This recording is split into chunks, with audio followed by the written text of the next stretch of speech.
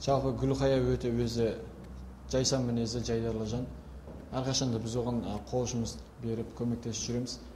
Көбінде сабаққа келетін кезде көз енді сондай болғандықтан қиналып жатады. Алдынан звондап бізге телефон шалады, қоңырау шалады, біз алдынан күтіп аламыз.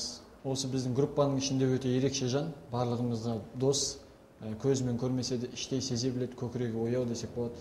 Әрқайсымызға адал дос және де адал группалас ретінде бір ешкімнің көңілін қалдырмайды. Біреудің көңілі түсіп, бір құлазып жатса, соған барып көмектеседі, жағдайын сұрап. Гүлхая на самом деле очень ответственная девочка. Гүлхая өте жауапты қыз, әрине оның тағдыры қиын, бірақ біз әрқашанда өз көмегімізді аямаймыз.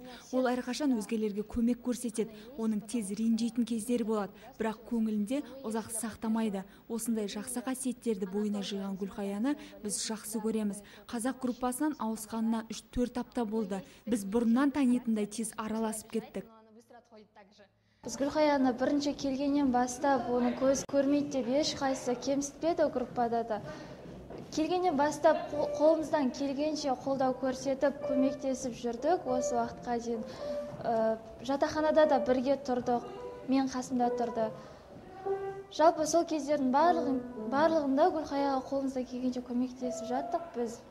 Гүлхаяның жалпы мінезі өте керемет деп айтсақ та болады. Адамдармен араласуы да, тіл табыса біледі.